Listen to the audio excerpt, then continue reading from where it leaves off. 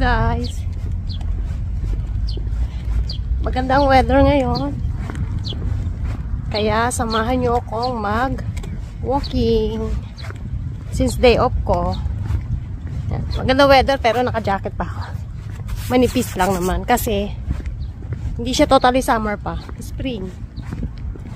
Pakita ko sa inyo yung madalas naming pag walking lakad-lakad dito kasi ay safe siya dito, safe sa mga sasakyan. So ito siya. So, habang kayo nagbablog,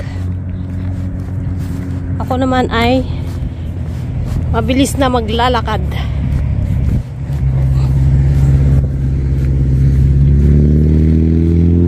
Ang ganda, lake po yan, di yan dagat.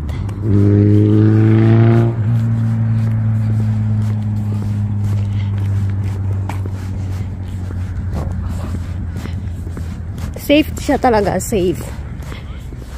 Maraming nagbabike, nag-scooter.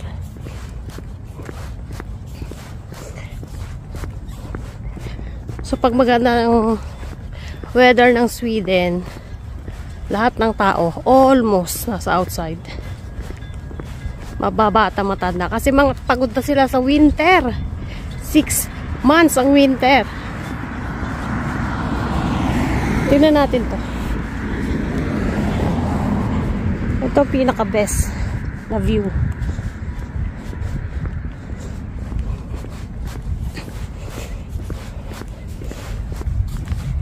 Yan.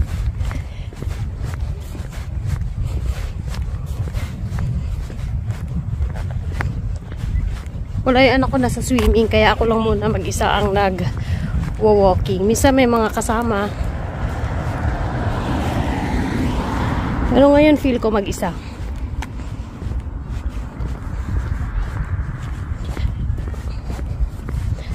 Kahit naman winter, pwede mag-walking. Kahit anong weather, pwede. Pero mas maganda yung ganito lang. Mahangin siya. Mahangin pa rin.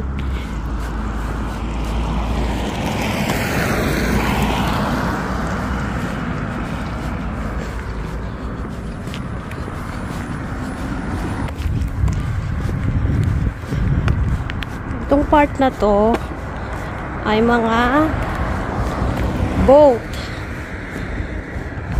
Nandiyan ang mga boat. Siyempre wala akong boat dyan. Can't afford.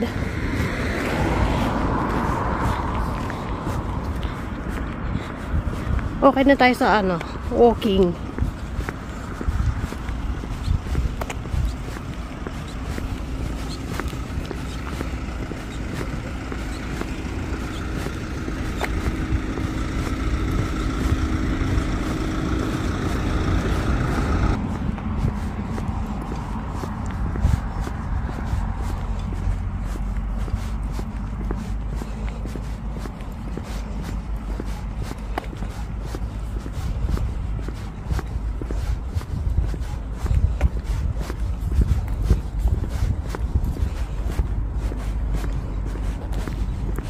Ang presko ng hangin.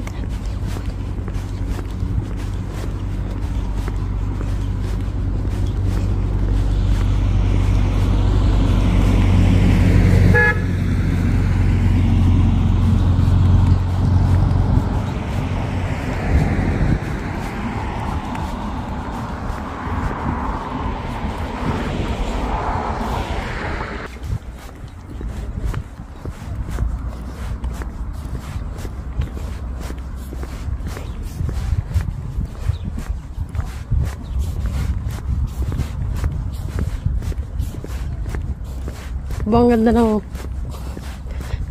lugar. Lapit lang yun sa tinitirahan namin.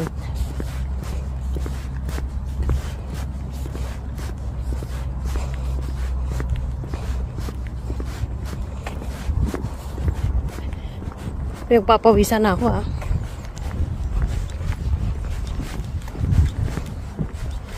Doon sa dulo nang wala hanggan sa dulo niyan, sementeryo. Pakita ko sa inyo yung tsura ng sementeryo.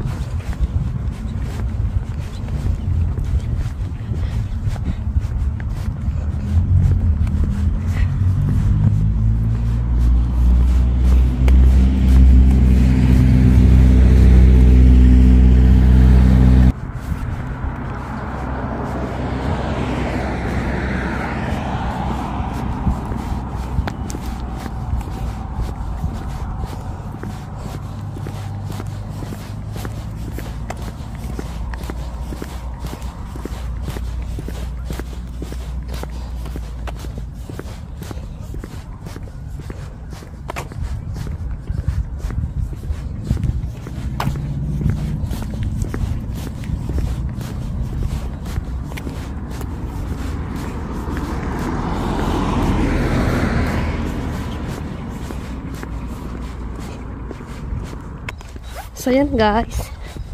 Yan nakikita nyo. Sementeryo. Tapos,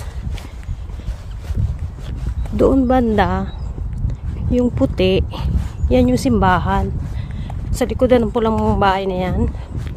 Tapos yung red na pula na yan, yan yung pwedeng, yung pamilya after ng libing o misa, diyan mag kape-kape, ganun. Hindi na kailangan umuwi ng bahay o saan. Tapos, pag may patay, diyan lang ang misa. Hindi kagaya sa atin sa Pilipinas na magmimisa sa mismong simbahan natin. Dito hindi. Diyan mismo. May sariling simbahan ang bawat sementeryo. So ito yung tsura ng sementeryo. Walang mayaman, walang mahirap. Yan. So, alam nyo yung mga may lapida? Ibig sabihin solo lang sila dyan.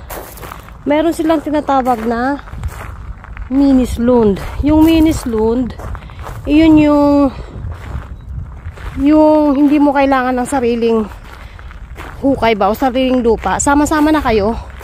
Sama-sama ililibing yung bawat kung sino-sino man ililibing. Tapos maglalagay ka lang ng bulaklak kung dadalaw ka. So hindi mo makikita kung sino talaga ang asan doon yung kamag-anak mo, ganyan. Maglalagay ka lang ng bulaklak. Parang ano yan eh, yung parang, yung iba naman kasi smart lang ba, lalo kung malalayo or mga walang kamag-anak, so ganun yung ginagawa. Cheaper yun lang sa mga sarili pag mga ganyan, may mga budget, diba? So yan ang itsura.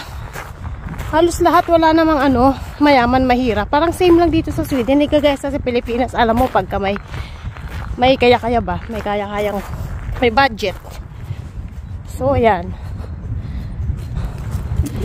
Matapot tayo dito. Walking lang naman ako eh. Walking lang tayo, di ba? Oh, guys.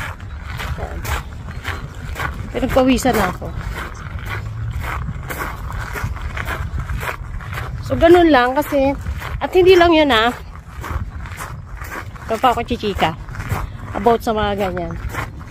May 100 days ka na na pag naman namatayan ka na kamag-anak kahit sino, may 100 days ka na. Total 1 kilometer, 13 minutes 5 seconds. Steps 14-20 steps. Ang ingay ng steps ko. Ayun, may 100 days na palugit yung kamag-anak mo kung kailan ka magde-decide na bago siya ilibing. Pero pwede mo na siyang pamisahan. Kasi minsan by schedule, yung libing or walang time. Parang sa atin din hinintay yung mga pamilya at walang burol dito o lamay. Once na namatay, pukunin, ilalagay sa freezer. Tapos, mimisahan. After ng misa, dalawa lang yan. Pwedeng ipadiretso mo ng libing or pwedeng ipa-freezer mo uli. Then, waiting sila kung kailan yung libing. Yung libing, pwedeng pamilya lang or pwedeng kung may mga kaibigan ka o nadadalo. So, gano'n. So, parang hindi rin parang hindi rin istorbo or ewan, pero ganun siya talaga dito. Ganun dito sa Sweden. Kasi sa trabaho ko, kasi nag-aalaga po ako, yung naka-base po ako sa mga matatanda. Usually pag may namatay na mga alaga sa amin, nagde-decide yung mga anak or asawa. Pag namatay ngayon, bibihisan namin, papaliguan namin, fix na siya, malinis na siya. Tapos magde-decide yung pamilya na wag muna kuhanin, wag muna namin kontakin yung kukuha ng bangkay. Tapos lang siya, nandun lang muna, maghihintay sila bago kunin yung yung bangkay. Lakas ang hangin. Bago kunin yung bangkay, minsan maghapon pa. Lalo ko yung mga anak na masyadong close or asawa na masyadong hindi matanggap yung pagkawala ng kamag-anak nila. Minsan next day pa bago nila ipakuha. Nandun lang sila sa tabi. Tapos inaano lang namin, kinakamusta, tapos binibigyan namin ng pagkain yung kamag-anak. So, 'di ba? Ganun lang. Walking lang naman ako. Bakit napunta ako sa chismis? Ay, chika pala. Trivia sa Sweden. O paano yung ano ng mga namamatay. At saka ano. Pero more fun pa rin sa Pinas. More fun pag may patay eh. No? Sabay ganun eh. More fun ba yun? Pero usually kasi nagkikita-kita sa atin sa Pinas pagka may ano eh. May patay. So that's all guys. Thank you very much sa inyong pagsuporta at pagsubaybay sa aking YouTube channel. Bye-bye!